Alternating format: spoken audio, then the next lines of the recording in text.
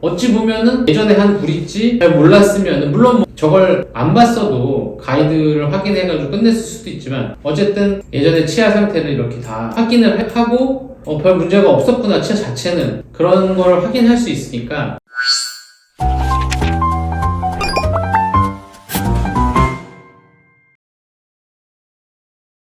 안녕하세요. 평범한 동네 치과 의사 서정우입니다. 오늘 말씀드리려고 하는 거는 뭐 특별하게 신박한 테크닉이나 그런 건 아니고 디지털을 사용했을 때 생각지 못한 여러 가지 장점 중에 하나를 환자 케이스를 통해서 말씀드리려고 해요. 어찌 보면 뭐 전혀 이거는 기술적인 문제나 무슨 뭐 치과의 보철이나 뭐 이런 걸 만드는 거에 무슨 테크닉은 아니지만 지금 보면은 브릿지를 상하게 3번부터 3번까지 단존치는 4개가 있고 1번 1번만 없고 6개가 있는 거를 한 4월 달쯤에 하셨는데 연락이 오시기를 여기 이 13번 송곳니가 아프다라는 내용이었거든요. 그 뭐냐면 막 오른쪽 위에 앞니가 불편하고 빠질 것 같은 느낌이다. 하고 나서부터 불편했는데 바빠서 못 오셨다. 그래가지고 한 5개월 만에 좀 멀리서 하시는 분이라서 오셨어요. 그런데 겉으로 봐서는 이렇게 브릿지로 딱 세팅을 해놨기 때문에 그냥 그때 4월 달에 찍은 엑스레이 보면은 뭐 특별히 이상 없어 보이고 근데 13번이 아프다고 하시니까 저 속에서 그때 상태가 어땠는지 궁금하기도 하지만 이미 이렇게 브릿지가 되어버려 있으니까 이 속에 있던 상태가 기억도 안 날 뿐더러 심지어는 이 4월달에 이 브릿지는 왜 다시 하셨는지도 그냥 차트에 보니까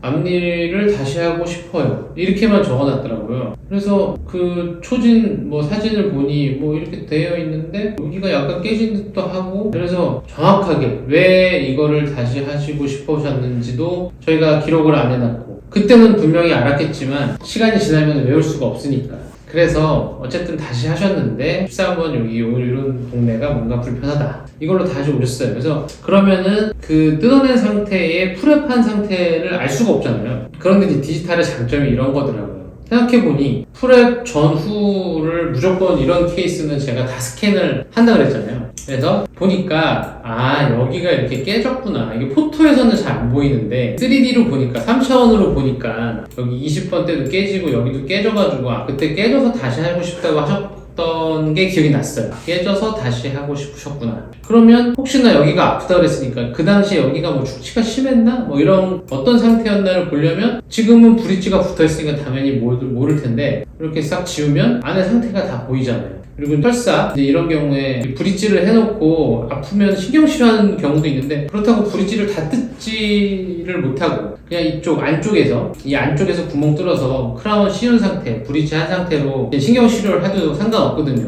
특히 전치부 같은 경우는 특별한 문제만 없이 잘 깨지지만 않으면 해도 되는 상황이라서 뭐 그럴 수도 있고 그러려면 이 안에 있던 치아의 위치나 이런 것들을 정확하게 다 볼 수가 있으니까 요번에 신경치료 했다는 얘기가 아니라 이렇게 다 보니까 볼 수가 있잖아요. 이게 너무 좋더라고요. 그러니까 이미 6개월 전에 프랩을 했고 그 다음에 다 없어지고 그 전에 보철도 다 없어지고 또 프랩을 해가지고 크라운이 덮어져 있으니 이렇게 다 덮어져 있으니 속의 상태를 알 수도 없는 이 현재의 시점에서 이미 6개월 전, 5개월 전에 있는 이 상태를 볼 수 있다는 거 이게 디지털에서 엄청난 장점이더라고요. 그래서 그때 분명히 흔들리지도 않았었고 충치가 심하지도 않았었고 괜찮았었기 때문에 이 자체에 문제가 있는 건 아니고 나중에 최종적으로 살펴보니 요쪽 동네에서 그냥 어금니로 딱딱딱딱 물었을 때는 보시면 어금니로 물었을 때는 그렇게 여기 닿지 않았는데 여기도 지금 여기가 깨지고 여기가 깨졌잖아요. 그 깨진 이유가 생각보다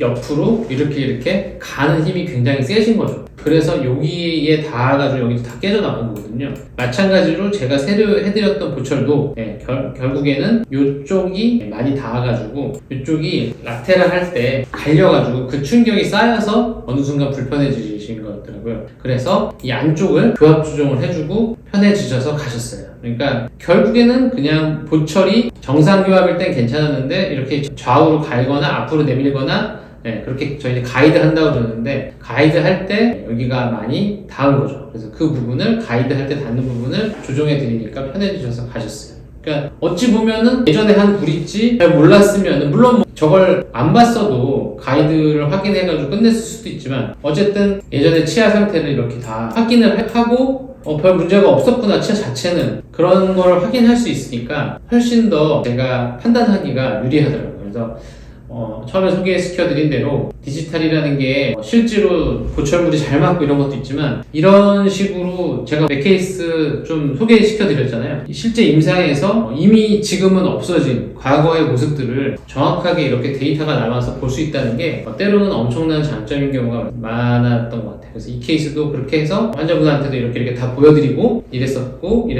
그래서 최종적으로는 갈릴 때 많이 닿았던 것 같다 해서 마무리해서 잘 끝난 케이스입니다. 디지털로 할 때 제가 늘 말씀드리지만 보철이나 뭘 하기 손대기 전에 초진 데이터를 반드시 스캔해 놓으라는 게 임플란트 할 때도 그렇지만 이렇게 그냥 브릿지나 다른 보철물 할 때도 생각보다 유용한 경우가 많으니까 항상 늘 습관화하셔가지고 치아가 깨져서 크라운 씌우기 전에 항상 사전 프랩을 해가지고 아무것도 손대지 않은 그 상태를 남겨놓으라고 제가 말씀 늘 드리잖아요. 그러면은 나중에 환자분하고 얘기할 때 막 1년, 2년 지났을 때 뭔가 문제가 생겨서 얘기할 때 훨씬 수월한 경우가 참 많았던 것 같아요. 네, 그래서 오늘은 디지털로 진행해서 또 의외의 좋은 점 하나 소개시켜 드렸습니다. 감사합니다.